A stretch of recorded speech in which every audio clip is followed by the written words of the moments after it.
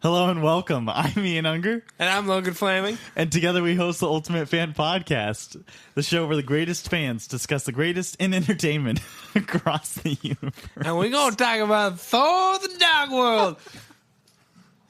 Yeah. And tonight we have a very special friend of ours, a good guest. I just changed special guest and good friend. They're both applicable. Yeah, they are. Yeah, our good friend Aaron Reeves. What's up? My roommate. Yeah, we are roommates. Yeah, holla at us. Sing holla us. At us. Can you holla at us? Holla at the fans. Oh, holla at the fans. Sorry, you guys. I feel so much. I just got to preface this whole episode. I feel so much better tonight recording for Thor: The Dark World than I do for Iron Man 3. Such a better vibe. It's so exciting. Such a better vibe. I had so much more fun. I'm looking forward to it. I know this movie gets lots of crap, and a lot of it is justified, but this movie's fun. It is. And it makes so much better sense. than compared to Iron Man 3. I felt down like after our last it's like episode. Going to eat at like Olive Garden instead of McDonald's. McDonald's sucks, and Olive Garden isn't the greatest either, but it's a nice place to go out with your family if you don't make a whole lot of money. But it's still a good time. And that's kind of how I compare Thor: The Dark World and Iron Man 3. It's like going from McDonald's to Olive Garden. That was brilliant. Everybody who goes to Olive Garden now just like... Hey, man, you could do a lot better. You really could. Just step outside your comfort zone. Take out your Yelp app and look out what's cooking. Other than Olive Garden. And Olive Garden rant. Clearly we know how. Logan's had some bad experiences. Try some Red Robin or something. No, here's the thing. Not bad experiences. Just a whole lot of mediocre experiences. Hashtag Iron Man 3. It was just like, I was like having a hard time. Because like I want to be hopeful, but the movie was so bad and being so critical about it, which it is deservingly so. Mm-hmm. It was just, it dragged on me. Anyways, I was going to say, let's brighten the mood by Aaron. Would you give us your intro music? By taking a trip to the Dark World. Please. My intro music. Yeah. Yes, I can do that. Hello, darkness, my old friend. I've come to talk with you again.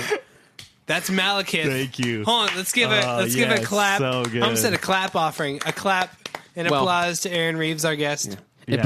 That's the song that Malekith sang in a deleted scene as the Convergence approached in Greenwich. Yep. I had it memorized already. If you actually can find that deleted scene, which doesn't exist, let me know, because that'd be awesome. That'd be incredible. If we would love that. Tag us in. Someone needs to overdub that. Yes. Yeah. Okay. Well, let's get into our first impressions of Thor: The Dark World. Do you guys remember theater experiences? Either of you? Go for it, Aaron. Well, I did not see this one in theaters, actually. Oh, really? So I guess it. And you didn't? I didn't see it. Were you seeing all the Marvel movies in theaters at this point, or did this one just somehow escape you? My Marvel theater viewing experience has been kind of rocky. Like up until Phase 3, I wasn't consistent. So the first time you went was good. The third time you went was good, but the fourth time you went was awesome. You said it was Rocky? What I mean by that? Oh my god! Well, I was making an analogy to the Rocky movies. Okay, now I got that. Yeah. We're tracking. So you were kind of in the dark about but this the reboot film was the before best you saw one, it, right? Which one? The reboot, Creed. Yeah. One of them. It's because I've grown up with the other Rockies, so they're nostalgic for me, you know. True. So I don't know if I would put Creed at the top. Rocky rules. But as a movie, Creed is maybe the best. I think Creed is a sequel. It is a sequel, but it's also kind of like a relaunch. It's in the Rocky cinematic universe. Yes. But the RCU. The RC. That's a thing, okay? The RCU. So Creed made that a thing. So yeah. But what I meant by Rocky was that that I didn't see every movie consistently in theaters. So I didn't see this one. I started with Avengers and saw most of them. Really? You started with Avengers? That was the first one I saw in theaters, yeah. Wow. That was the first one when I was in 9th grade. So yeah, man. Yeah, this one I didn't see in theaters, so I don't have like a specific moment I can point to where I was like, yeah, like I don't know. I don't remember. I just watched it on DVD one day. Did you Redbox it? Probably Redbox. Sick. Yeah. That was still a thing I did in 2013. So. Wait, you don't Redbox anymore? Anymore? No, I just I normally rent on iTunes or something. That's fair. Unless I'm with a group and why we just leave want your to couch? get Redbox. Why go to your local McDonald's? Yeah. Exactly. Olive Garden doesn't have that. Being completely honest, in this MCU review, most of these films we've had to rent like online. It's true. Like we only own. We're cheap. Yeah, we own like. I think we've owned 3 or 4 of them. Even I, who own over 200 movies, only have 4 Marvel movies. So yeah. I've got the whole X-Men trilogy. The first. Yeah, so do I. Brian Singer X-Men trilogy. I can't wait to talk about X-Men one day. That'd be fun. Sweet. Ian, what was your first Thor: The Dark World experience like? My first Thor: The Dark World experience was in the dark. I saw it in the theater. Okay, there you go. Yeah, I'm trying to fit as many dark jokes as I can in here. I like that. Anyways, I like that. I'll just keep trying. I'll just throw them out there. Keep going. Okay. You'll strike gold eventually. Okay. I love these. Keep doing it, Ian. Thanks, Aaron. You're the one. I'm your support here. I love those kind of jokes, man. Come on. No, I saw it in the theaters. I remember. Is it too late now to say Thor? Oh my god! Oh no! There you go. There's my one. All right. You can tell we feel so much better tonight. Yeah, we're having a good time. Yeah. Yeah, I liked it in the theaters. I remember leaving it feeling like it was a pleasant experience. I remember feeling like I didn't quite understand it all. Like I remember walking away and a couple of weeks He didn't understand how the convergence works because there's 3 million scenes explaining how that works. Yeah, exactly. Good There's gosh. like 10, you know. So much screen time You better is know. burned in this movie explaining how the convergence works. Like good 5 or 6 extended You better be an scenes. expert by the end. Yeah, you better be able to tell me how this convergence works. Yeah, including the scene where Selvig explains it to a group of insane people. Yeah. In a place that looks like either One Flew Over the Cuckoo's Nest or like Batman Begins Arkham Asylum. Yeah, with Stan Lee. With Stan Lee, that's the best. That's such a good cameo. Now, I just remember like some Marvel movies, some movies in general. I go home and I literally I spend time thinking about them. Like usually that night, I'll be in bed and I'll be thinking about that movie, just like its impact, what it means, like the characters, the story, the themes and stuff. I'll be thinking about like what they mean, and maybe I'm revealing too. Like people listening are like, "Well, this guy thinks way too much about movies." Like, but I didn't have that when I walked away from this. If they're listening to a movie podcast, they're not thinking that about you right now. I don't know. Unless you're a casual listener. But anyways, you just love us. I didn't walk away having that experience. I just walked away being like, "Oh, that was fun. I had a good time." But then I don't think I have watched this movie all the way through since then. Really? Yeah. I saw this movie 3 times in theaters. In theaters? Wow. Yeah. Man, but you give it so much garbage. Yeah. I mean, I did. But tonight I had a good time. All right, so we'll get into my movie theater experience for Thor: The Dark World. I was super excited to see this movie. I was stoked. This is the first Marvel movie I saw in college. Fun fact. Really? Yeah. So there was a group of us that went together. Shout out Jacob Waldo. I was in his like small group at the time. We all went and hung out, went and saw the movie. Yeah. Went with a bunch of other people and friends. I had a great time watching this movie. First time I saw it, I loved it. I was all on board. I was like, this is awesome. It's because it's so much like Star Wars. There's a lot of boxes for me personally. It checks. Star Wars being a big one. Natalie Portman in Naboo-like place. I'm down. I'm there. And she's not wearing makeup this time. No, she's wearing some Lord of the Rings. Yeah, she's wearing like dark eyeliner. She's way into My Chemical Romance. She ain't just wearing that. She's smearing that dark eyeliner all over her. Yeah, she's in that dark. She all up in that dark world. Like all over her eyes. Like, oh man. Anyway, so we I had a great time. Then I went and saw it again that weekend with my brother, and I was like, oh, this movie is not as good as I thought it was. But then you saw it again third time. On I think Valentine's Day. What did you think the third time? With a bunch of dudes. I think you may have been there, Ian. I'm not sure. Maybe. Singles Awareness Day. That might have been my first time. And I was like, man, this movie's boring. This villain sucks. It just got worse every time. It got worse every time. And I saw a couple times in home video. I'm like, this is all right. But then tonight, I'm like, yeah, this movie has issues. Yeah, this movie definitely has, especially villain issues. Yeah. But this movie is still a good time. And it's still fun. And there's tons of redeeming things about this movie that I still had a great time watching. Yeah. You know, one of our friends, a guy that we know. What's his name? Jonathan. I won't throw his last name out there, but. Starts with an N and ends with Eves. Yeah. So Jonathan used to like he kind of got disenfranchised with Marvel films around the time. Because he's a DC fanboy. No, he's not. He loves Man of Steel. I don't think that's. Anyways, I don't think that's why. I've talked with him a lot about it.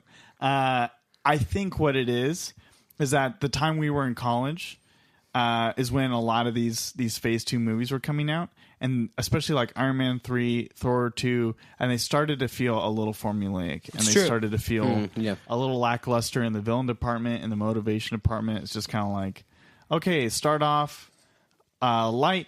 Now there's like action, then darkness, then more action, then comedy, darkness, brooding. So I think that's why he got off.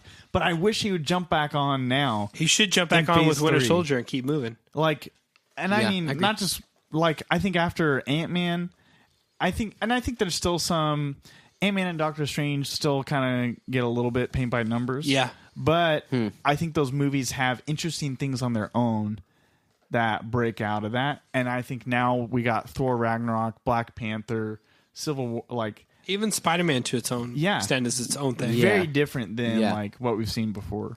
Yeah, totally. Mm-hmm. Anyways, yeah, I would agree. Anything else, Aaron? You got any other like first time experiences, or like how did you feel coming in to see it this time? I was very hopeful because personally, Thor is maybe my favorite Marvel character. Yeah, you told me you like this. One reason and one reason only. Abs. Yes, the shirtless scene. Gets me every time. You were telling me that you like this.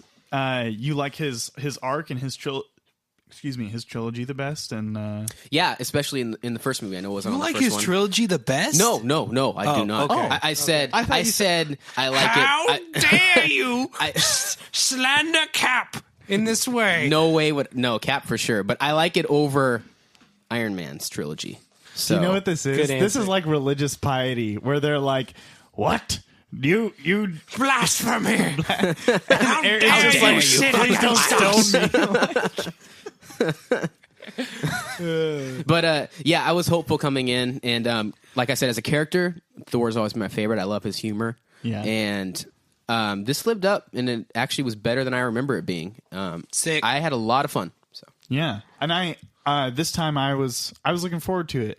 I was ready for something not Iron Man 3, anything. Mm-hmm. Mm-hmm.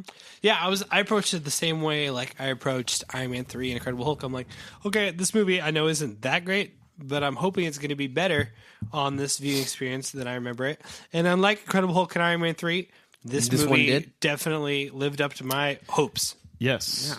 Yeah. So let's get into those hopes. Let's get into those aspirations. Those hopes, let's those get dreams. Into the movie. Starts with the prologue. I like it. I like Iron Man 3.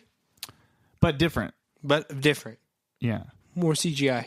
Yeah. I think there quite a few of the Marvel movies have a prologue. Yeah. Spider-Man Homecoming is a recent one. I mean up to now that we've seen. Guardians. Like, just counting the Both MCUs. Guardians. That's true. Yeah. I mean like counting Thor the Dark World as the most recent film, like all the movies before it. Yeah, I think Avengers, you could call the Avengers one a prologue. The whole attack on the shield base. That's more like just the start of the movie. Like the little like Chitauri thing where he's like, the Chitauri. I know, but it's like less of a prologue, just like a couple things tacked on in the beginning. Yeah. Hulk has one. Iron Man has one. Does Iron Man 2? Iron Man 2. Most of them do. Oh, you're right. Yeah. Does Captain America has this Red Skull getting the Tesseract. True. Yeah. True. Yeah, I think they all do. Yeah. I didn't realize that was a trend. Kind of a thing. Yeah. In Marvel movies. It is, up until like just right now. But So this prologue was actually, I enjoyed it. Like it wasn't. I remember it being cheesy. Like I remember it being like Malekith's voice or something doing it, and I thought it was going to be cheesy going in, but it was Odin that does the prologue or speaks at the beginning, and it kind of had like a Lord of the Rings esque vibe to the yeah. Do you prologue, think? I think it's needed because nobody has any idea who the heck the Dark Elves are. Yeah. But does it help that prologue? I think totally. One of the things I actually really like about the Dark Elves and Asgard in this movie is their legacy and their history of warfare and animosity between each other. I actually really like that. I like seeing Odin's daddy in this too. I think his name is Borin or something. Yeah. But I really like that too. There's also some really cool action in the prologue too. It's very well directed. Fellowship of the Ring. It's but very it's different. It's modern. Yeah, it's more modern. Yeah, yeah. I'm not saying that as like a bad thing. I like it a lot. If I remember right, the prologue was added in reshoots, and they brought in. If I remember right, they brought in the director of Deadpool and the Old Republic trailers that BioWare did to kind of do the CGI and kind of direct the prologue, and you can definitely see those flavors in that prologue. Yeah. Wow. Yeah. Pointing it out. Yeah. Totally. One of my favorite things about the Dark Elves is the design of like all like the Dark Elves, like the white helmet, like where you can't see their eyes. Yeah. Yeah. That's cool throughout the whole movie. Love it's that. very intimidating. Yeah. Their evil ships and dark. look awesome. Yeah. They have a really cool like alien-esque Yes, H.R. Geiger totally. design to them that I really like. Yeah. It brings a whole different vibe to the film. Like Aaron, you were telling me that it like just like the kind of horror aspect, just the dark aspect. Yeah, it's almost like scary to look at. Like it's not a movie like I would want to take my like young kids to. Like it's almost like it's by far the darkest movie I think. Especially like visually. seeing when the curse like transform. Yeah. Or they're like They getting basically blown up look by like their demon bombs. monsters. Yeah, Like- it's scary. Like It's cool. Yeah, it's a dark design, but I love it. Yeah. I'm all for it. Yeah. It's super cool. I also I love their their grenades. They're like their dimension grenades are like dissolve the person. Sucks them like, up, dissolves them. Isn't there a Love part where that. like the Super like cool. kind of lieutenant guy, he literally grabs a couple Asgardians and just like sucks the life out of them? Yeah, and they're just, in the like, prison mummified? scene. When he Yeah. escapes out Yeah. out of the prison. I really yeah, like the Dark Elves. Yeah, and there's lots of cool like action in the prologue. Yeah. Do we feel like it sets us? That gives us enough for the movie? Totally. Was that like all it- the convergence we needed? That and like two other Maybe like, one or two more. convergence Okay, scenes so I'll would say- have been enough. I want to ask this question at the beginning because I feel like it's going to come up because there are so many scenes. So much like- convergence exposition. Yeah, and the convergence is the climax of the film. For listeners, if you haven't seen it yet, you're just listening to this Or episode you haven't free. seen it in a while. Yeah. So the convergence is like a stars aligning thing. The 9 realms in Asgardian lore are lining up, like, and you can access all of them. And it's kind of like worlds are colliding. You can kind of jump from one world to the next. 6 worlds, one family, Not 9 worlds. 9 realms, one family. And the bad guy Malekith is going to use that as an opportunity because he can reach into all the worlds at once. Isn't that the convergence a thing in Avatar: The Last Airbender as well? No. It isn't? Okay. I'm thinking of something similar. Is there something like that in Avatar: The Last Airbender? Or am I just hedging that? There's a part in Legend of Korra where they have like they do like at the end. they go to isn't the end of spirit world. Is the end of like season 2 where there's like a convergence thing? It's all of season 2. Oh wait, yeah, then that's right. That's right. Anyways, harmonic convergence. Yeah, that's what it is. Yeah, I think so. Here's my question: do you think that we needed, like, yeah, obviously it was too much, but would the audience have would they have understood the convergence enough with just one explanation? I think definitely not with just one, but with like 2 or 3 more, in addition to the prologue would have been enough. I agree because there was probably 7, like there must have been 6 or 7 different times. Yeah. There's a like lot. it was too There's a much. lot. Yeah, it just gets old. I was tired of it. So. Yeah, Totally. You're like average movie. We're chewing up a lot of screen time. Yeah, with totally. those Yeah. convergence exposition scenes. Yeah. And Screen it's not time we exciting could at have all. used elsewhere, like with Natalie Portman getting Or like some with the actual Warriors dialogue. 3, like actually establishing them so we care about them. More time with like Thor and Sif. That's like something in this movie that I wish we got more of. That's actually something, And that's I do what really wanna like talk about. what is there. Yeah. I want to talk about the characters. So we chatted about this in our Thor podcast, but like, yeah, I think the reason why these characters get dropped in Thor Ragnarok isn't because they're bad in Thor 1. I think it's because it doesn't carry to Thor 2. They're not given interaction with Thor. Not really. That will help them thrive. Not anything other than like the battlefield sequence. Yeah. Yeah. I wrote this down. Supporting cast is supporting cast because of just that. Like, they're that because they support the main character, they support the main hero. And if we don't see any of those, like in Black Panther, why do we like all of those supporting like characters? Because of all their interactions with T'Challa and And their their personal relationship to him. connections They have and personal relationships connections, with each other. And and how we see that happen. The Warriors 3, we get them, but it's almost just like to give a face to Asgard, like to be like, look, these are people you recognize. It's a familiar face from the first movie. That's it. Yeah, familiar faces, and that's it. They have no interaction with him. Yeah, also a familiar face and like Fandal, who got recast with Zachary Levi. Most people didn't even have an idea. Yeah, no one knew. Yeah, I don't think I noticed my first time viewing. I sure did. I mean, like, I was trying to think about it. Like, even if you gave them more screen time, say, like, when the Dark Elves, I almost said Moon Elves, when the Dark Elves first crash into, like, the palace, right? And it's, like, this awesome Darth Vader scene where they come out of the ship. What if the Warriors 3 had been the ones to, like, face off against those guys? Instead of these, like nameless Asgard. Yeah, no-face guards. But even then, wasted time. Like... What really matters is having them get interaction time with Thor, and we get like the most time we get them interacting with Thor is the escape from Asgard stuff. That's it. Totally. Yeah, and like the beginning scene. Then we just leave them on Asgard. Yeah, I can't remember many scenes where they interact. Even like I'm trying to think. There's a couple like during Thor's escape on Asgard, and then there's a couple like in the battlefield on one of the 9 realms. Yeah. Completely taken out of the climax. They're out of the climax in the first Thor movie. You know, like, whereas if you look at Black Panther, the supporting cast are like a pivotal part. They all play a part. Maybe not even pivotal, but they all play a part in that they climax. All matter. Yeah. Martin Freeman. They change the outcome. Interesting character dynamics in between all of them. Yeah. Everett Ross, you know, but Okoye, Nikita, like they all... Nakia, not Nikita. Totally. So let's talk about Thor coming back to Asgard. I mean, not Thor, Loki coming back to Asgard. Yeah. I really like that scene, but I'm glad that they had the prologue at the front, and that wasn't like the first shot of the movie where we just see Loki like coming out in chains. I like that we get to see Thor really. Loki. I don't know why I keep messing him up. They're brothers. I don't know, but I like that we get to see the ramifications of New York. Yes, and we actually get to see Loki like go on trial for his crimes. Trial. Yeah. Daddy's home. Yeah. Daddy ain't you're happy what you did. I'll make paddle your butt myself. Yeah. So I really like seeing that. Yeah. What do you guys think? No, Loki. That's what I think. Yeah. It's pretty much what that is. No, I do like that scene. Here's what I wrote down. And then my mind changed as we kept watching.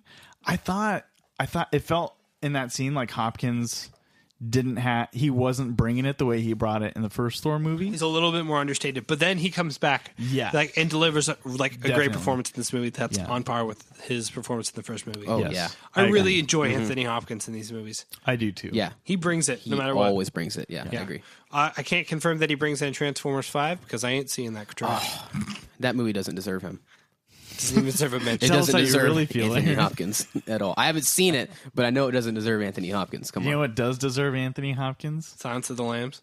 I was going to say that. I mean... and Zorro. Is he in Zorro? I haven't seen Zorro. I haven't seen Zorro either. Oh, you guys have? Do you know who has seen Zorro? Bruce Wayne and his parents before they got shot in Crime Alley. That's different. Oh.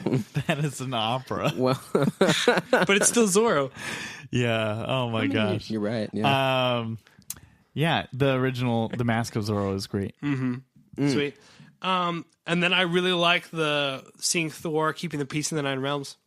One of my favorite things about this movie is actually getting to explore the 9 realms a bit more. Yeah, and that action. Also, shout out to kind of the race that Korg is a part of. I think they're called the Korgs in the comics, aren't they? I don't know. I'm not sure either. I think they're called something like that. And I thought that Korg was just named Korg because he's a Korg. He did, man. I'm gonna look it up. What do you think about that, Aaron? Like the 9 realms and that whole opening action shot. 4 out of 10 should have been Korg. Just more Korg all the time, everywhere. Yeah. Oh no, I'm totally a fan as well. Yeah, it totally opens up the world more and expands it because I mean we didn't get a lot of that in the first one. No, it's just Midgard and Asgard and Jotunheim. Some terrible scenes of Asgard, and then not the Earth a lot. But yeah, I love expanding the mythology in the universe. Totally, I'm a fan of that. And there's lots of like cool, fun action in there too. Also, one of my favorite things about that, the action sequence, is that a lot of those like the guys that everyone's fighting, like the Asgardians versus whoever is on the Nine Realms in that planet they're fighting. There's a lot of practical like costumes. Yeah, they're all real extras. Yeah, like, totally. Lots of I love cool, that. Yeah, like real extras, and I really appreciate that. That stood out, and it adds like a real world levity to that scene, just like the end of the Fellowship does with all the whatchamacallit, the Urukai. Yeah, I think I think that this movie, more than anything else, prepared in a subtle way, not in such a direct way, a little bit with the collector at the end, but prepared viewers for the galaxy that could include something like the Guardians. Totally. You know, just it how really much spaceshipy it is, like how much there's just like aliens and stuff walking around. Yeah, just everything. Because like imagine if we didn't have a movie like this and people just watched the Guardians and they were like, this is the same universe that has that's like such a huge Iron jump. Man? Yeah, you know, like, yeah. If you've gone from Iron Man 3 to that, like that's such a huge jump. Yeah, but this is like you see all these guys fighting in this realm, and they're not all the same race. They're like a whole bunch of There's lots of cool different people. They're kind of in almost there. like the Cantina. No, I was talking about the. Oh, they're not called Ravagers. They're almost like the Ravagers. You know, Totally. And a lot of those guys are practical too, or like augmented by CGI. Yeah. Which Also, I really enjoy. I found out Krog's race is called the Cronin. Krogs? Korg's. Sorry. Korg's race is called the Cronin. Okay. The Cronin. Okay, yeah, I remember that. That Cronin got rocked. I don't know. I can't think of anything. Let's keep moving. So, when Thor, I like seeing Thor mope around the castle a little bit. Okay. I also enjoy like his interactions with Odin and Sif too. Yeah. On what looks to be a Game of Thrones set. Yes, I was going to point that out too. Yeah, it totally looks like Game of Thrones. Yeah, the whole. I mean, the Just director. so listeners know, Alan Taylor was like a major Game of Thrones episode director. That's kind of the reason why he got tasked with this movie, because they wanted to bring some of that element and that feel to Thor: The Dark World, and you could totally tell. At that point, I think season 1 of Game of Thrones had been out, and he's done episodes all throughout the seasons. I think he's been. Yeah, he looks like it looks like a lot of the Asgard stuff. Looks a lot like King's Landing. it looks like King's Landing in season Westeros. 1. Yeah, like I can just see Ned Stark in like the back of one of the scenes. I was going to ask like how long Game of Thrones had been out at that time. I think the first season was 2012, 2011, 2012, somewhere in there. Man, so it's been going. We're in the 6th season right now, or 6 or 7. I should know. I watched the show, but it's been out for at least 6 years now. Yeah, so it's around 2012. Yeah, gosh, I remember when it felt like we'd never get to 2012. Now, we wouldn't live past 2012. We would live past 2012. 2012, that movie. Oh, I remember. You guys remember that movie? That's a fun movie. I enjoyed that movie. Yeah, enjoy that movie. I haven't watched it since 2012. Yeah, you know, but I watched it like a bunch that year. It's a fun movie. Yeah, from what I remember. Yeah, it's a Roland Emmerich like CGI explosion movie. Exactly. Yeah. So here's the vibe I get from Thor throughout most of the movie. Tell me the vibes you're getting from Thor. And this is why I think he's kind of dull. Or okay, maybe not that. I think a lot of it is the writing, but the immaturity I recognize in him is this is like Sif is Thor's best friend that he's grown up with, playing with, and like fighting with. And even though she's hot and whatever, and like totally should be that, he just can't see her as a love interest, right? Yeah. Yep. Shout out to Sif for holding down the friend zone. But like, so imagine when you're 13, right? You're starting to like girls. And so if you're a 5,000-year-old age Asgardian, 15 for Aaron, right? Took a little bit longer. Oh, it took me a little bit longer. It was a joke. Okay. I'll say. I mean, yeah. but like, so right, if you live for thousands of years, and however old Thor is relatively at this time, and like he meets Jane Foster, and billions and billions. I don't think it's that long. I don't think so either. But like, so she's 5,000. she's like his first like crush, and he kind of has that like he's kind of moping around the palace. And if you can remember when you're like 13 and you have your first crush, and all you do is like think about them, and you're just like, man, will they respond to me on Facebook? Like, man, that was me. And you're just kind of moping around the house, like only thinking about or them. your palace. Yeah, and like everybody's like, man, will he ever do anything? And he's just like go. That's what he is. He goes to Heimdall. He's checking his Facebook feed. He's like, he totally is. He's like, you're so right. Have you seen anything from Jane? Has she done anything new yet? That's Asgard's is she version of looking social for media. me? Who's Richard? Who's Richard? He's he's like, so who's Richard? Yeah. Later in the movie, the first chance he gets to go see her, what does he do? He doesn't should have a be meaningful conversation. With Sif. Sif's the loyal one, the friend. But he doesn't know that. His and mind's she's gonna live elsewhere longer with the hot girl. You know? He's a 13-year-old. Bro, you're missing what's right next to you. Are you saying Sif? Natalie Portman is more hot? I go Lady Sif. Oh, okay. We can move on. That's a whole other debate. But I think, like his first meeting with her, they go straight to making out. They're like no meaningful discussion, no substance in their relationship at all. They were excited middle to see school. each other. Yeah, no, you're right. Yeah. Anyways, that's what I realized. And going on from there, I think another reason why we forget about Jane. I thought about all the time she's on screen. She has so little dialogue. She really does. It's not interesting. She passes out, quote unquote, like she's in the MacGuffin MacGuffin of the movie. She's the MacGuffin, and not much else. She is a plot device more than she is a character. 100%. You know what I mean? It's like they just kind of threw that relationship in there because they had to. Exactly. Like I feel like they put no work into it, and it doesn't matter. Like you don't care. Like you don't care, and you don't care when she ain't there, Yeah. and it is dismissed with one line of dialogue in Thor Ragnarok. Yeah, you're like, totally. Let's go have fun with Loki, Thor, and Doctor Strange. Yeah, because that's what we care about is Loki and you know Thor. Yeah, that's okay with me because it's okay with me too. I don't think you usually don't wind up with your 13-year-old girlfriend. You know, true. But shout out to the homies who do. You wind up with your alcoholic 18-year-old girlfriend. Hashtag Valkyrie. Oh, true. Actually, I think technically she's older than Thor. I think so too. Yeah, well, yeah, because she wasn't around. So your alcoholic 26-year-old girlfriend. Oh yeah, Thor likes older women. I really want that to be a thing going forward. I think that was a great analogy. I thoroughly enjoyed that. All right. Yeah. But chronologically, so we're back on Asgard in the movie. And then we got Jane getting infected by the ether. Yeah, going on a date. So that's what I mean. I don't care about across it. Yeah, I do not care about Jane, Darcy. It's just Jane is a plot device. Jane is a plot device. Even when Thor's trying to get most of Darcy's humorous lines, and there's a lot of them in this movie, do not land, and they're not funny. I thought that I think some of them landed for me when I first saw it in theaters. Some of them do too. Like her making out theater with experience is always different. Yeah, but it doesn't land. Yeah, maybe one of the only ones that did was kind of like at the end the kissing scene between her and the intern.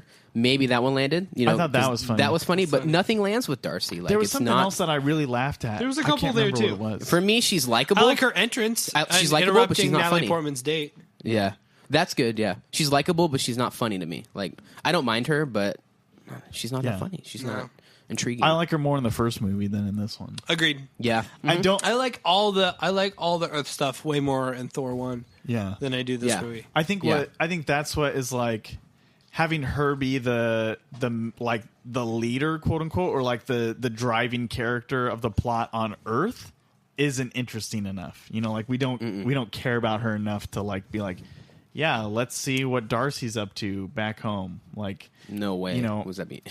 No. And I don't feel like Jane is used well enough on Asgard. Like I said, like about supporting characters, interacting with Thor, interacting with Frigga. We just leave her or because Thor's going to talk to someone else. She's just hanging out, when she's with those other characters, she's quiet. That's just them being like, do exactly what I tell you to do. I like the cold shoulder that Lady Sif gives Jane, though. That's fun. Yeah, I really wish they'd lean more into that dynamic because that would have been fun. Mm-hmm. Exactly. They don't even show her interacting with Lady Frigga. Like it shows like Thor introducing her. Frigga. Is it Frigga with an E? Like an E sound is with an Anyways, they don't even show them interacting. It just kind of like cuts the scene right when Thor introduces them. Like that was wasted. You could have done something there. I care more about Frigga in this movie than I do anyone else. No, not anyone else. More than Jane Foster. I was going to say what? Loki? Okay. Yeah. No. I enjoy Frigga's that name makes me laugh. Her role in this movie. Like her expanded role, she's interesting. She's fun. Yes. Mm-hmm. I love her scene with Loki. I was gonna say that. That's an awesome scene. That's all the Loki stuff in this movie is phenomenal, especially the stuff down in the prison. Yeah, I love her scene with. So Frigga. let's move on to that because that's kind of next chronologically before the attack on Asgard. So we get Loki in prison. Frigga comes to visit him, and we see that we learn. His magic is learned from her, or at least some of it. At least the disappearing, because she's not even actually there. Yeah. She's just visiting him. Yeah. What do you guys think about Loki in this movie? Progressed from, we already chatted about it a little bit, but progressed He's got from his Avengers. unhinged aspect that in the madness that he gains in Avengers, and in Avengers, and he brings it to this movie back into the Thor universe, and I love it, and it's so much fun.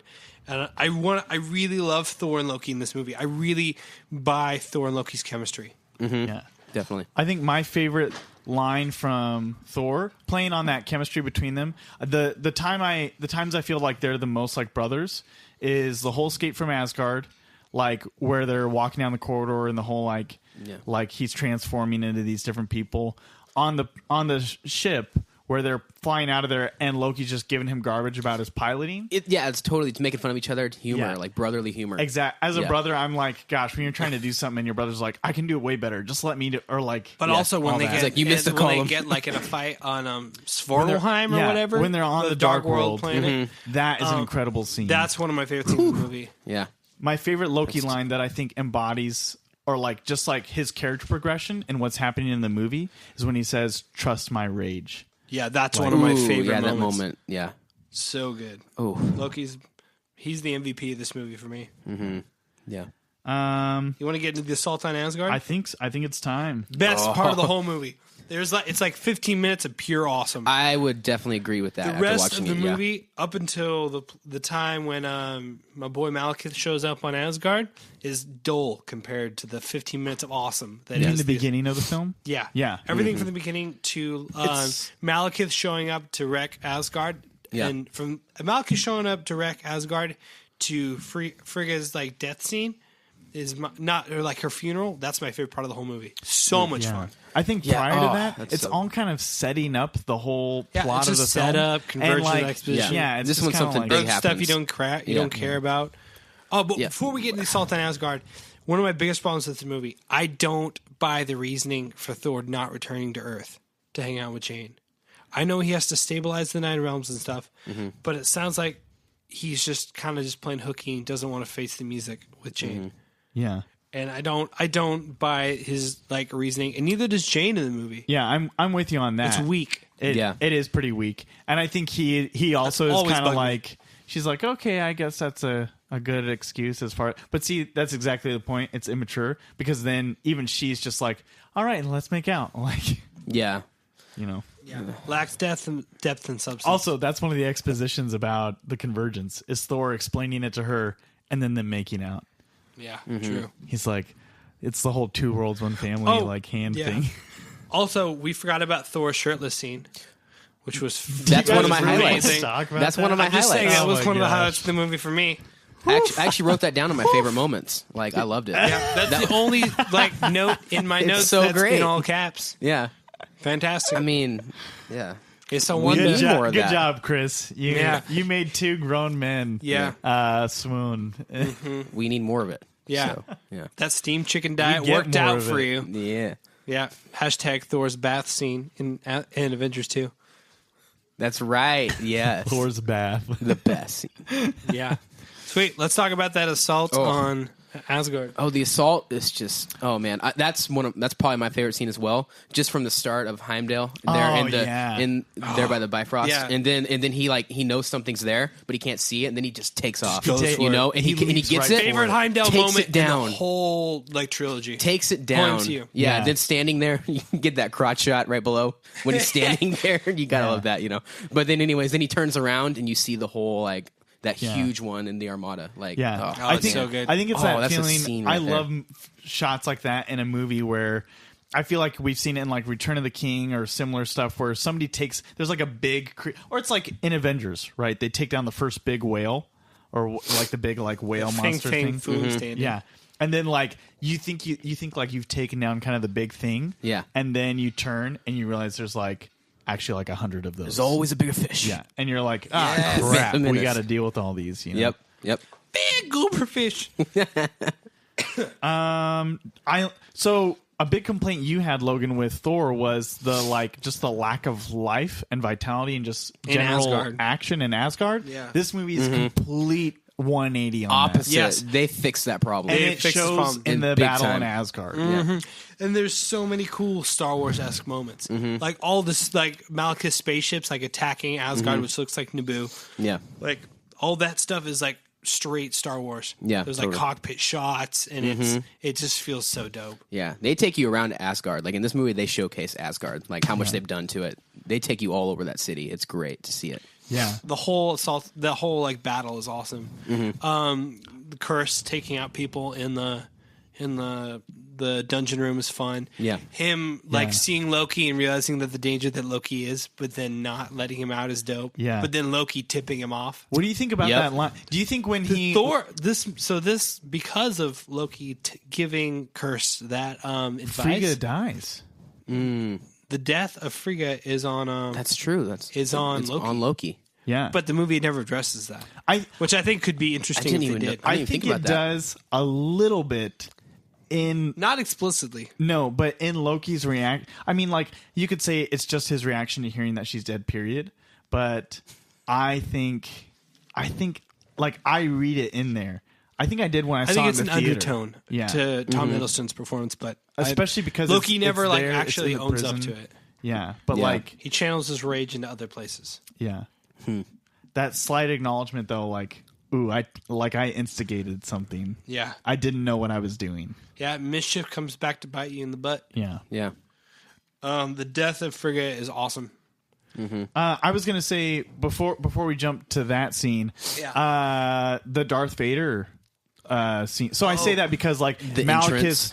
Okay, I did have a slight issue where I was like, because you have this big shield coming up over like the royal palace, and then it comes down, and like it's the ship that Malekith is on that just happens to like break through that shield first.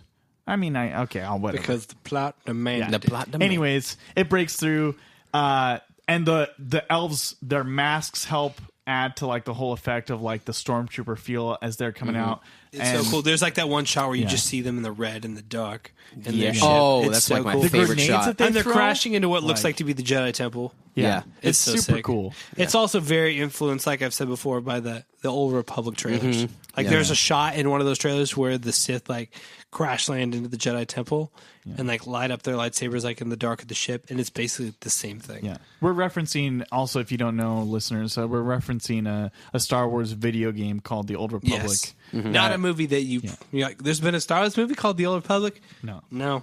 Much to the chagrin of many scenes fans. And trailers for a video game that were very well done. I thought they were a movie when I started watching. Look them up on YouTube. Yeah, they're fantastic. Amazing. But yeah, and then Malekith, like, I don't really buy him in the prologue, but in this scene, I'm like, I feel his menace. You feel his he's menace? doing stuff. You know he's got something. He's killing people. And and he's in charge. I thought exactly he's in charge. I feel, even though I don't, we can talk more about this later, but throughout the whole movie, I get the sense, I understand that he is a villain from before time began, and he believes from that the land before time. Yeah. And he believes that all these Asgardians are so totally beneath him. Yeah, he doesn't even that's what I call was Thor gonna say. by name. Like, he just calls him the Asgardian. Yeah. Yeah. Frigga's death? That's it. Frigga's death. Frigga. It was emotional. She went down like a boss. It was great. Yeah. I love getting to see her like use her powers to hide Natalie Portman, Jane Foster. So that way Malekith can get to him. And I love when Thor comes around the corner and she's been stabbed. Yes. And like goes ham and That tries rage to kill him. that he has, And like yeah. electrocutes Roar. Malekith's face. The slow-mo. It's so sick. You hear his anger, his pain. Yeah. It's awesome. Crazy. One of my favorite scenes. And then the funeral scene is beautiful. There's like straight shots like over like Frigga's like body as she's floating in her Viking canoe. That's like straight from Padme's funeral in Revenge of the Sith. It's like shot for shot. Shot for shot in like, the dark. It's like the place looks like Naboo. It's the lighting, everything. Yeah, Natalie Portman's there. Yeah. Natalie Portman's there. She's She's not on the... I wonder if she said anything to the directors. This looks familiar. She just like she puts like little Anakin's like wooden thing that he carves for Padme. Just like puts it in the canoe. Yeah. Oh my god. And then the canoe burning scene, like that's straight up It's Star Wars. beautiful. Also, The music's that's, amazing. You can like that picture of her burning. That you could either say that's Phantom Menace or Return of the Jedi when Papa Vader's. Vader burning. It's also a Endor. little Boromir going over the falls. That too, yeah. From Lord Same of the thing, Rings. yeah. Love it. I like how their bodies like kind of turn into stars and like become one with the part cosmos. of the cosmic force. Mm-hmm. And how the boat doesn't actually go over the falls; it just like floats off into space. Yeah, exactly. So sick. I was gonna say, I think what really sells it for me is Thor, like him coming around the corner, and then later Loki, during when she, like right when she dies. Yeah, and Loki's reaction too. And in any death in any film, what we really respond, unless the character is truly beloved to us, we don't respond to their death. We respond to people's reactions to their death. Yeah. Why do we? I mean, like, yes, Han Solo dying is incredible, but what's like the really gut wrenching scene? No. Chewbacca. Is Chewie's. It's Chewie's reaction. Chewie's rampage. Also in Fellowship, when Gandalf dies, it's Frodo's it's Elijah reaction. Wood. Frodo, same thing. Yeah. Yeah. It's him selling it, and when they go out onto the mountain, they're all like, "Frick, what just happened?" Like, Yeah. It's Thor and it's Loki's reaction to Frigga that make us, and Odin to a certain degree, but it's He's that stone-faced, which make us feel it. You know, Yeah. Like this mattered. Yeah. he was corged faced. What? I'm trying to make a stone face. No, keep moving. Okay. No. We gotta roll this thing along. Yeah. So The escape from Asgard, betraying of the throne. It's all right. It's not nearly as cool as it came before. yeah, It's all right. Yeah. I think it's Loki fun. has some like humorous moments in that don't quite land for me. Yeah, There's a bunch of lines that I'm like meh. it's a little too heisty for me. Like it feel like the whole thing where they have like the room where they're planning it out, and we're watching them talk about it as we're watching it happen. It's very Mission Like- Impossible-y. Yeah, or Ocean's 11 type. Yeah, I But feel the that. thing is, Yeah. it's such a short portion Luis of the film. from Ant-Man should have been there. Yeah. That would have made it way more interesting and way more Oh fun. my gosh. Oh. Okay, I have a question about that scene for you guys. Do you? Okay, so I said, who has a better plan for dealing with Malekith? We have a short conversation between Thor and Odin where Thor's trying to say, like, we should do this. And Odin says, no, we should stay. Malekith's going to come to us. We'll just fight him and we'll win. Like, who has a better plan? don't Thor know. obviously goes through with his plan. Thus, he has to escape from Asgard. I feel like it could go either way. Honestly, you? Yeah. You don't think Odin's right or Thor's right? I don't know if there's a clear cut answer in this. Yeah, war. And I don't either. in this battle, and often war there isn't. I think there's just A or B, and I think both have compelling reasons behind both sides. Also, apparently, Thor has a compelling enough reason that Heimdall betrays the throne for the second time. Yeah. He's 2 for 2. That Yep. Heimdall, yeah. Always. Yeah. I He's the can one. never betray the throne. Yeah, except he's the this most one loyal time. to the throne. He's contractually obligated to betray the throne in every Thor movie.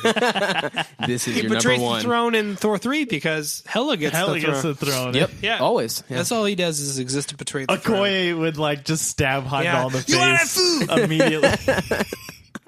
Yeah. I am loyal to that throne. You are loyal to that throne. Yeah. Not Heimdall doesn't give a frick. Nope. He's all talk. That's great. Oh my god. Yeah, and then when we get to the Dark World, like we said, there's that amazing scene between Thor and Loki. But when they actually show up to fight the Malekith, and then they do like the whole fake out thing, and Thor gets his arm chopped off. That's all right. I'm all right. I like that. I like the fake out. When it comes to the actual fight with I first the saw it, it was cool. accursed, the fight with the accursed is a little lackluster. very I like Man of Steel-esque. I like Loki's Yeah, action more. I definitely agree with that. Yeah, I like Loki's kicking way more butt in that scene. Yeah. Then- The fight with the accursed it's kind of boring to me. They're just throwing each other around back and forth. Yeah. It's like Man of Steel. Yeah, exactly. What I like Meh. though, you can see like Loki's action, and you can see him like fighting those dark elves. And A being lot of the cool. action in this movie is very well directed Yeah. Yeah. and fun. How do we feel about? I think we can just kind of Loki's death? skip ahead to the finale. Now let's talk about Loki's death. Okay. Spoilers. Whatever. Loki's fake death. I think Chris Hemsworth sells that really well. Again. Again, Why do yeah. we? I mean, we care about Loki, but we care even more because of Thor's reaction. Yeah. Yeah. He's 2 for 2 on reactions. Yeah. He's killing it. Killing them reactions. I love it. Yeah. I love his reaction. You can feel Although, it. if we really think about it, why didn't they react more when Loki fell into space in the first movie? They did. We mourned for you. Yeah, but do they? I mean, We in wept. the movie. They're all sad at the end. They're all mopey. Yeah, but like when Loki lets go, are they like screaming?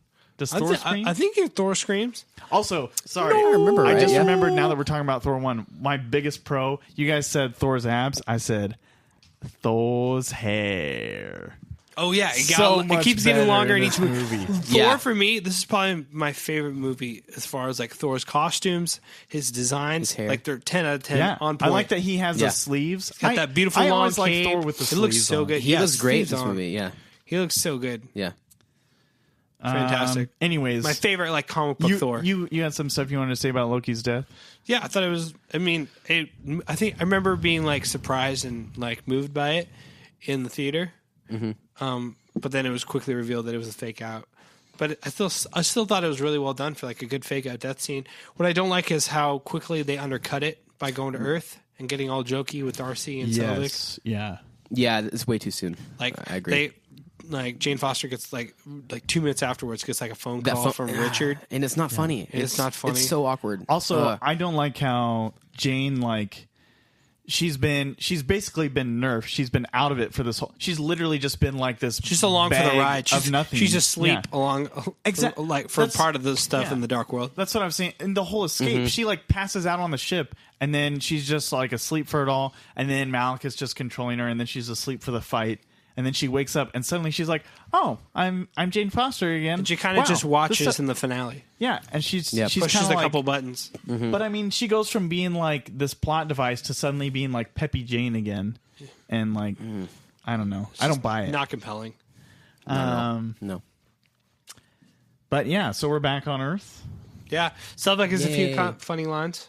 Yeah, the underwear is funny. He actually does have him some, without his pants. We get one last final Convergence exposition scene. Yeah, you gotta have one more. You know. Yeah, because we all don't it's all know coming it. down. We're not Maybe getting before. I love Selvig's reaction to Loki's death. How stoked he is, but then he's trying to not not show funny. it. Yeah, I enjoyed that moment. That's good humor. Right Then we just get to Earth and quick, we got to set a few things up for the finale. Okay, finale, third act, battle, go. And then we have that. Let's talk about that. Yeah, do you care? So I think overall the whole finale is awesome. I think it's a fun, wild ride. There is absolutely no stakes. And you don't think there's stakes? I don't feel it. You don't. It's just kind of Thor and Malekith like punching each other. Yeah. I like all the physics stuff and the messing with gravity, and then especially like Mjolnir like going up and like up and down, like trying to find Thor as he's whipping through dimensions. Thor getting on the tube, that's really fun. Yeah. I'm a huge fan of the switching through dimensions and stuff. That's fun. It's fun, like like when you see them go from London to the Dark World, all of a sudden, like the cars are following them into the Dark World. Just like all these things, like switching dimensions and stuff. It's really fun. It's more fun than just being stuck in London. Like it wouldn't have been as fun if it was just there. Yeah, I don't really like care that much for like Malekith or like what he's trying to do there. So I know he's not going to succeed, so I don't really feel the stakes that much. I get but it's that. still fun. Yeah, I feel that still too. fun. Yeah, it is. Yeah, fun. he's not going to succeed, and even at the end when like he's in like an all the red down and like Thor jumps after him. That I don't really feel like. Man, is he gonna do it? You kind of know he's gonna do it. But when I watched the end battle of like say Winter Soldier when Bucky and Steve are going at each other, like I feel the stakes in that moment. Yeah. I think even like not in this. Even in like Black Panther, I don't really feel this. I felt the stakes in the middle scene, even though I kind of knew what was going to happen. Like the middle fight scene between Killmonger and him. There were stakes because Killmonger took over control of the kingdom, and I was like, oh shoot, what is Killmonger going to do with all this power? Yeah, I mean, but I felt that. But I mean, like in that exact fight, I knew Black Panther was going to lose. Yeah. You know what I mean? I did too. You do, but you're also like, okay. But then in Black Panther's going to lose, so what does that mean for Killmonger? What is Killmonger going to do to Wakanda? He's going to win. So true, but it's still Killmonger's way more compelling than friggin' Malekith. Do you care for any of the stuff that Selvig and Jane are doing with the whole transporting things here and there? No, not at all. That's meh. I like Ian throwing a car on top of some dark that's a fun moment. That's the only. The rest thing is just filler. Yeah, trying to give them something to do in the third act. Yeah, I think you're right. There's those two jet pilots that's they're being tossed and chased through dimensions. When I saw that, I thought they were setting up Carol Danvers. I thought Carol Danvers was one of for the listeners who don't know, Captain Marvel was going to be. She's a fighter pilot in the comics, and she was going to be one of those pilots. was going to wind up in another dimension, and it was going to be captured by the Kree and experimented on and become Captain Marvel, get her powers. Yeah. So, like, I was bummed. Like, we're getting our own Captain Marvel movie, and that's cool and stuff. But I was like, that would have been always a cool way to introduce Carol Danvers. Yeah. Just have her be one of those pilots in the end of like this third act battle sequence. Yeah, I think unfortunately they were probably just a way to show like that the world isn't like oblivious to what's happening. Totally. Yeah. It's the stand-in for the, where you have in the like the cops show up. The cops, or like something's going down and you have the army guys in the control room talking about what's going on. Yeah. They just send the Dark Knight Rises, Man of Steel, Independence Day. Jason Bourne. Oh my God, it's Jason Bourne. It's Jason. Yeah, I get what you feel. Like I don't really feel the stakes at the end. Malekith doesn't even like really. He gets destroyed by his ship like falling on him, which I like that in the Dark World. I like that. I think it's cool. I'm not sure if it was meant to be like funny or. I don't think so. I think it's meant to be serious. It's just what it is. My biggest problem with Malekith, which we haven't talked about, his whole plan. His whole reasoning is because he doesn't like the light in the universe. He just wants to turn the lights off the whole time, and that's not compelling or interesting. I think that's a simplistic way of putting it. Okay, but then enlighten me, because right now he just wants to find the light switch. Do you guys have anything else like plot wise you want to talk about the movie before we get into this? Because I want to spend some time on this. Let's spend some time on this. Yeah, let's go. I I got one last thing to say about Thor then before we jump into Malekith. Oh, all right. Yeah. I have one other thing too. The premise of Loki on the throne is something that's really cool that's set up in the end of this movie, and I feel like it's kind of wasted in Thor 3. Very little payoff. Yeah, I love Thor Ragnarok, and I love that it jettisoned so much of what came to before. But the idea of Loki on the throne is something that I was excited for, and I was bummed and that we didn't get to see more of, because I think it would have been cool and interesting. It's kind of just like a comedic moment in Thor Ragnarok. It is, and I get it. And he's just kind of messing around. Yeah, it fits that movie, but I'm just that was something that was set up that had potential that just wasn't capitalized on. Yeah. Whereas in this, it feels ominous, right? You're it's really cool. Frick, where's Odin? Yeah, where's Odin? Seriously. Yeah. What's Loki gonna do? Instead, he's just eating grapes and watching theater. Yeah, Thor 3. Shout out to Matt Damon and Liam Hemsworth in that. Although I do like that Odin immediately shows up and is or not Odin, Thor is yeah, you're Loki. Get out of here. Yeah, immediately. So my final Thor line, I think the defining line for Thor, at first I was worried if he was going to develop anywhere after Loki's death, but I think he does. He says at the end in his conversation with Odin/Loki, I'd rather be a good man than a great king. And I think it's still just more kind of it's a slow step, a short step, but I think it's just more progression from what we've seen in Thor 1 and Avengers. Yeah. Of just his relationship to the throne and the rest of the universe, and how he sees himself as a protector and those kinds of things. He's more humble now, and he's not all about power and control and defeating everyone else. He's more humble now. Yeah. Yeah, I wish the movie had doubled down on that a little bit more. Yeah. And really dug into Thor's relationship with the throne. Yeah. As much as Thor 1 did, and kind of tackle that more on. Yeah. I think what they were doing is maybe taking it from a relationship with with Earth, because that's they talk, all of Asgard is what are you doing spending so much time worrying about this Earth woman? And I think at the end he's telling who he thinks is Odin, look, I'm not saying this because of Jane. I think for myself, I get that, but I think we could have invested in a little bit more. Yeah, I do too. I agree. Cool. So Malekith, what do you think, Aaron?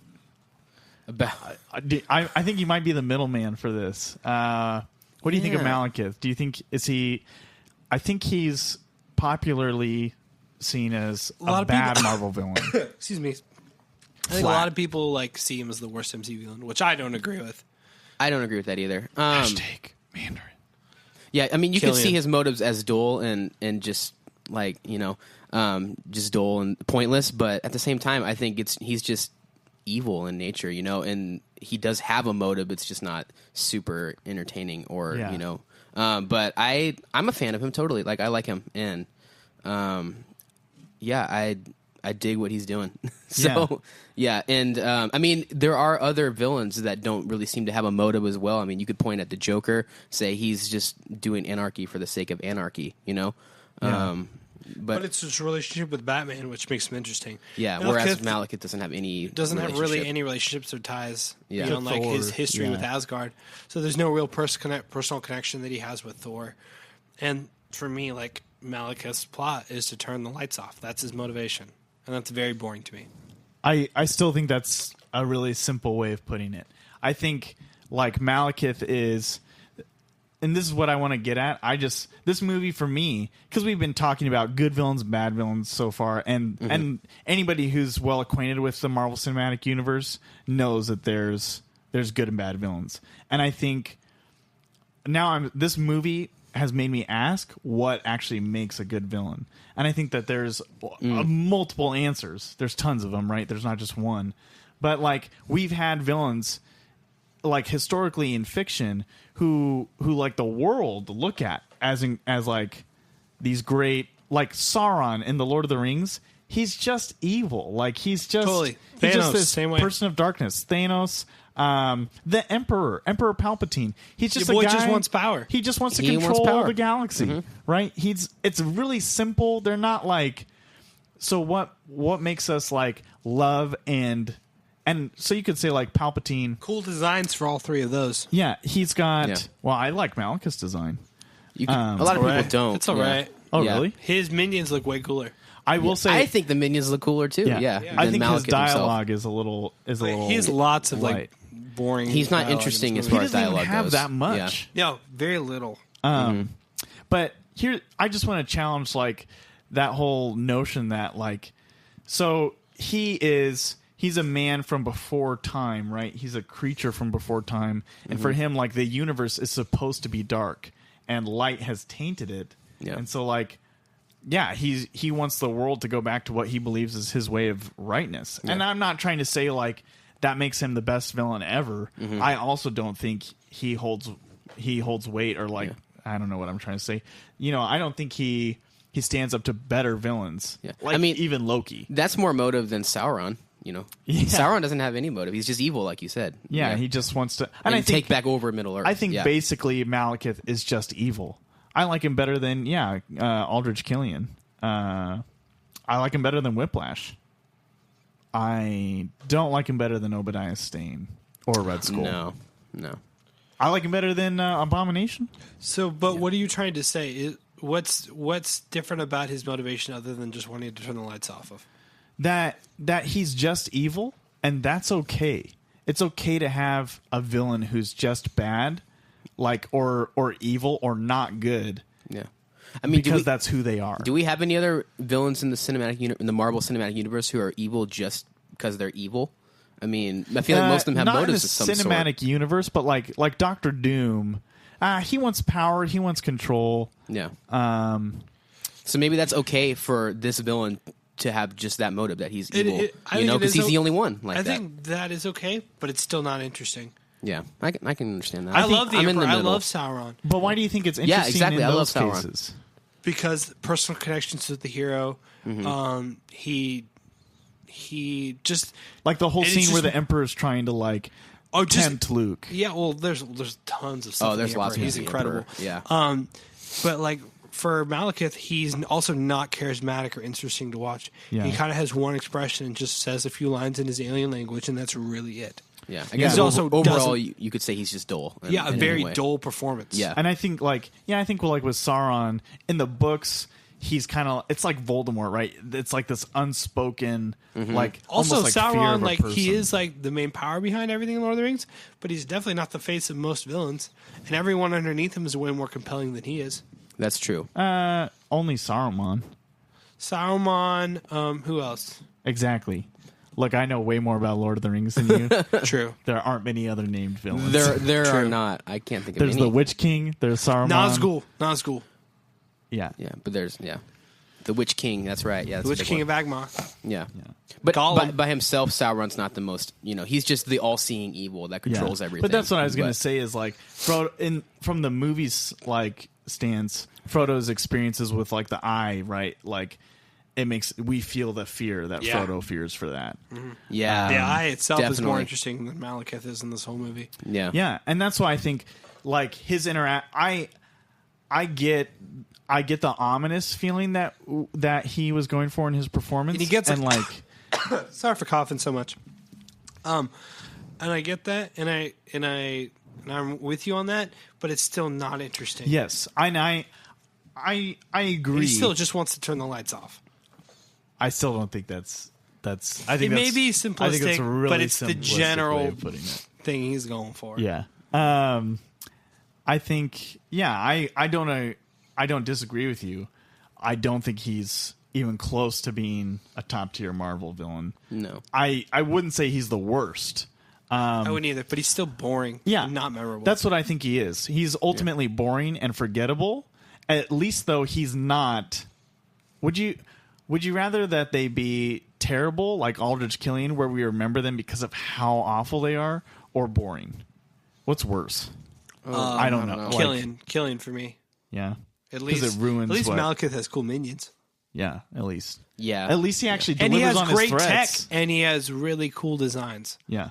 That for me is I will say the plus of the Dark Elves. Design-wise and action-wise, I wanted more from him than just like red and black tendrils when he's fighting with Thor. Yeah, they could have done so much with that. Yeah. Like he could have had a sword. Like just like give him just the coolest like dark elf sword to fight Thor's hammer with, rather than just like I put my hands out, some black and red tendrils push you away. Yeah. And like you have one of the Infinity Stones. Okay, sorry. Infinity Stone time. So just cutting off that thought. This is the first time we said the word Infinity Stones in a MCU movie. That's true. True. They don't say it in Avengers? I don't think they do. No, they don't. They're just talking about the Tesseract. Yeah, true. Yeah. That's cool. Yeah. And I really enjoy the collectors and credit scene.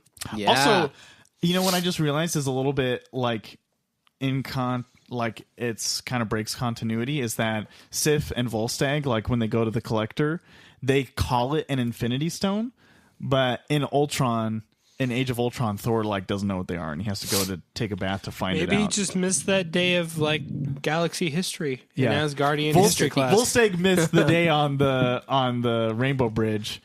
Thor missed the day on Thor Infinity trying to explain to Volstagg how the Rainbow Bridge works. How does this bridge that I've known about my whole life work? And I've traveled on it a bajillion times. Stupid. For real. Yeah. Sweet. So let's talk about where we rank it in the Marvel Universe. We're there. All right, man. You want to go first, Aaron? Oh, guest of honor. Oh, well, I think now at first I had the first Thor above it, but I think I put this over the first Thor now. Same. It's more entertaining. Same. Asgard's more full. It's a better movie. It's more exciting. Yeah. There's more happening. Yeah. I never thought I would do that. That's crazy that I move it up there. I like Loki more as a villain. I think so much more interesting. And there's plenty of dull things in this movie, but overall I enjoy it more. It's not nearly as dull as Thor is.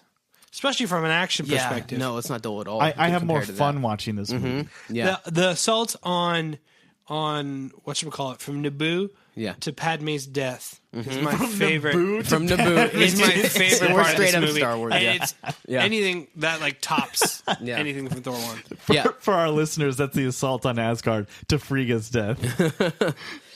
Her funeral. Exactly. Yeah.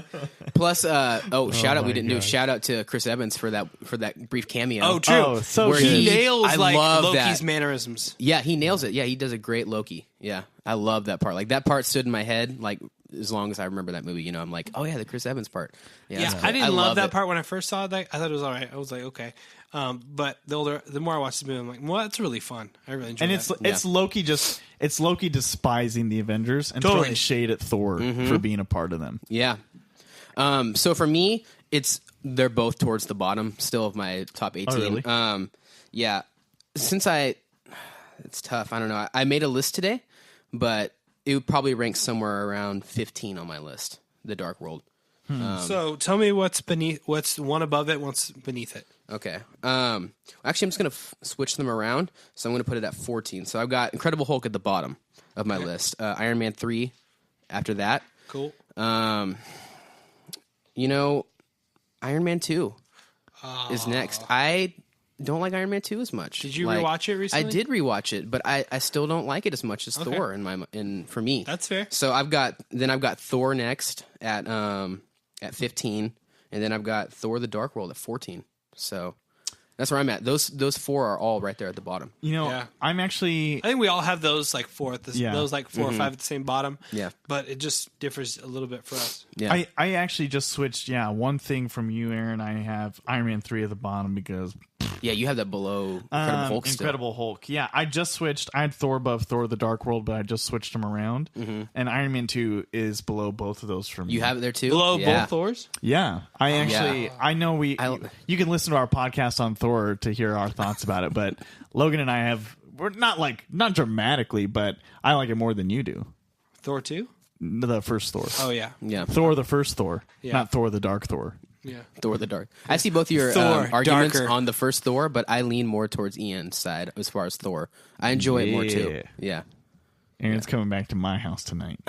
The Dark World. I'll spend the night. Oh, oof. All right. What do you got? At 14, we have Iron Man 2. So I had Thor above Thor: The Dark World, but that just changed. Mm-hmm. So at 15, I have Thor: The Dark World. 16, I have Thor. 17, Iron Man 3, with Incredible Hulk still at the bottom. Mm-hmm. I was really tempted to put Thor: The Dark World over Iron Man 2, but nope. Iron Man 2 is keeping its place at number 14. Really? Fair enough. What is it about? We don't have to get really into it, but just like, what do you think it is?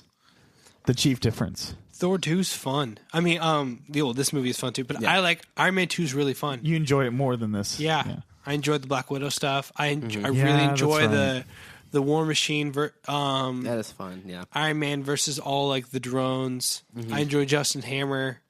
It's just fun, and it's great to be back in that universe. You know what I think? Also, it is? More AC/DC in this movie. So that's a great.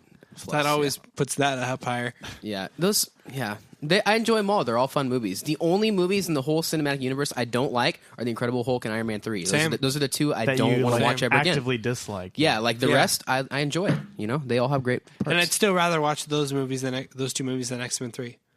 Well, yeah. Yeah. And I was thinking about it. I was like, just thinking about the number of times I've watched these different films. Mm-hmm. And I realized, like, yeah, I've only seen a lot of these movies that we've recently watched once or twice. Whereas Avengers or Civil War, you watch a lot, a couple times a year. Like even like Spider-Man: Homecoming, which just came out, I've already seen 3 times all the way through. Dang. Like, you know. Whereas Thor, I enjoy Spider-Man. Thor: The Dark World, I'd only seen once. Yeah.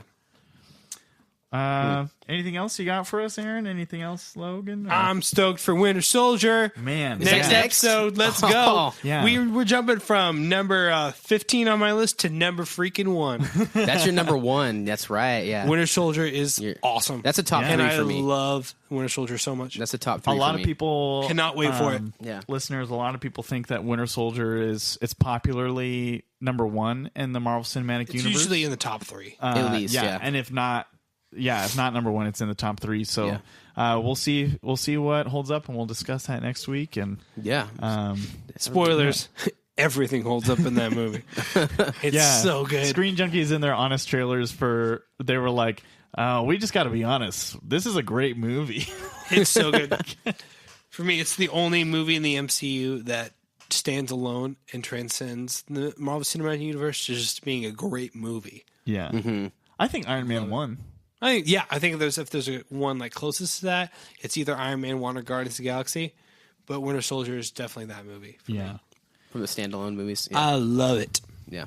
Well, we'll look forward to that next time. I am. Thanks for joining us this week on Ultimate Fan Podcast. You can subscribe or like or comment on any of our podcast services, whatever you're listening on, iTunes, Podiant, YouTube, Overcast, if that's what you're listening to. And make sure to subscribe so you don't miss any of our episodes. Leave us a rating or review. Yeah, do it. Bumps us up there. Do it. Lets other people get in on the conversation. So comment if you like. Let us know what you think of Thor: The Dark World. Is it better than the first Thor? Better than Iron Man 2? Is it worse? What do you think about villains? What do you think about Malekith? Best, worst, Loki? All these things that we've been talking about. Give us. We want to hear what your thoughts are. Yeah. Send us an email. We'd love to do like a fan question episode here down the line. Yeah. So send us an email. We'd love to respond to it on the air and hear what you have to say. And if you just want to comment in any of our postings, feel free to do that. We'll comment and respond, and we'll have a good time. Yeah, and you can also interact with us on lots of social media: Facebook, Twitter, Instagram, all at Ultimate Fan Podcast. And our email is at ultimatefanpodcast@gmail.com. Once again, thanks for joining us. We'll see you next time.